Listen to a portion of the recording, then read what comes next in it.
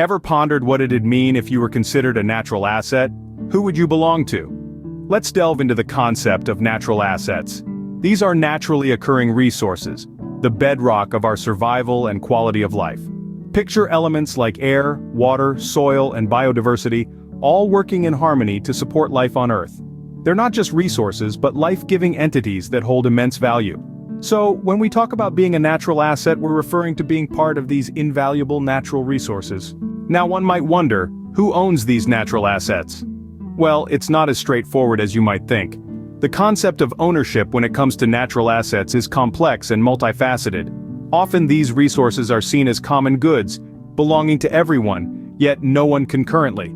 A river, for instance, isn't owned by a single entity, but is a shared resource for all who live around it.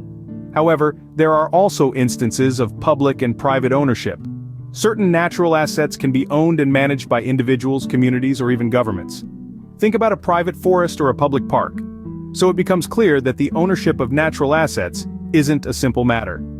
In essence, the ownership of natural assets is a shared responsibility, with each of us having a role to play. So, what happens when you are considered a natural asset? Well, it's quite simple, yet profound.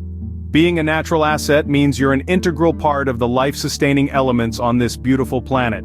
You're part of the air that we breathe, the water that quenches our thirst, the soil that grows our food. You're a part of all that is essential for life to thrive. But who owns these assets? The answer is, we all do. Ownership here is not a matter of legal rights or deeds. It's a shared responsibility, a collective duty that we all carry. We are the custodians of these resources, tasked with preserving and protecting them for the future.